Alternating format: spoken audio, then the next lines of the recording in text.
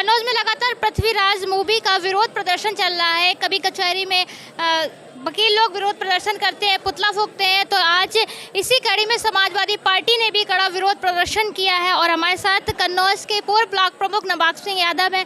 इनसे जानेंगे कि आखिर आप लोग क्यों इस मूवी का विरोध प्रदर्शन कर रहे हैं। पहली बात तो समाजवादी पार्टी का विरोध नहीं है, ये प्रोफेसर साहब हैं, इसमें तमाम माताएं बहनें हैं, वकील हैं।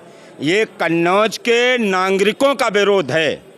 और जो इस मूवी में कन्नौज के लोग आहत हुए हैं, उनके सम्मान को ठेस पहुंची है, तो यहाँ ना कोई जात है, ना धर्म है, ना कोई पार्टी है। सिर्फ अपनी मातृभूमि की रक्षा के लिए हम सब लड़ाई लड़ने के लिए आए हैं।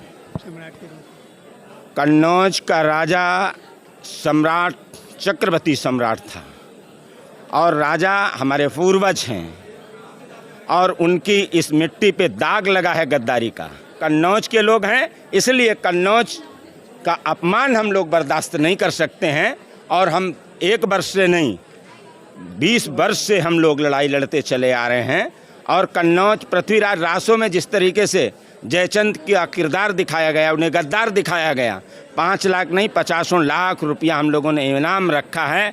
आए बहस करें और कोई प्रमाणिक इतिहासकार, कोई प्रमाणिक इतिहास ग्रंथ इस बात को सिद्ध कर देता है तो उससे 51 लाख रुपए का नगद इनाम दिया जाएगा।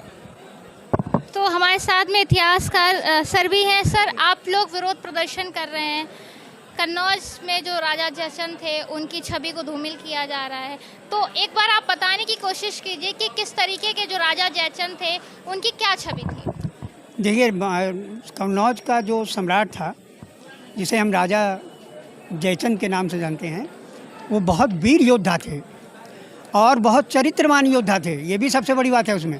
और धर्मपरायण योद्धा थे। उन्होंने अयोध्या में जो राम मंदिर था उसका पुनर्निर्माण भी कराया है और वहाँ उस समय उन्होंने शिलालेख भी लगाया। इसका जिक्र भी इतिहास में दिया जाता है कि मतलब सम्राट जयचंद ने इतना काम किया।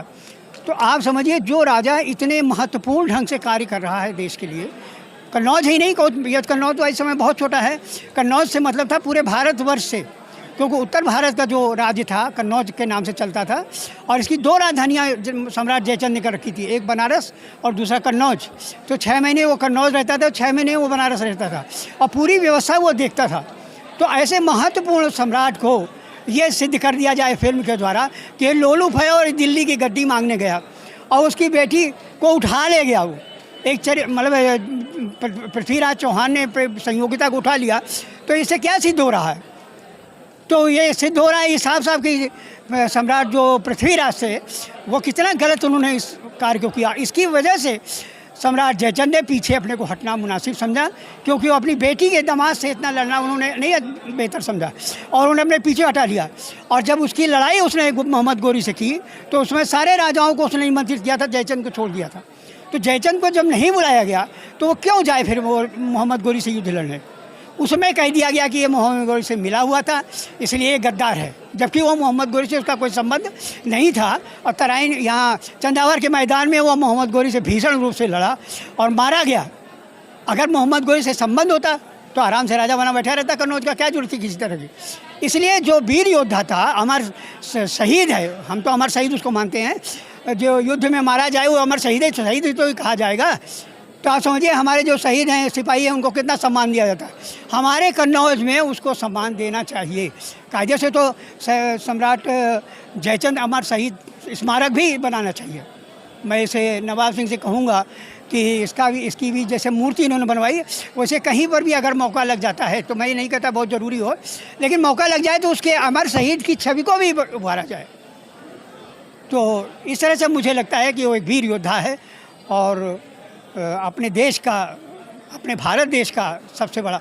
और जब तक वो जिंदा रहा, किसी यवन को उसने प्रवेश होने नहीं दिया।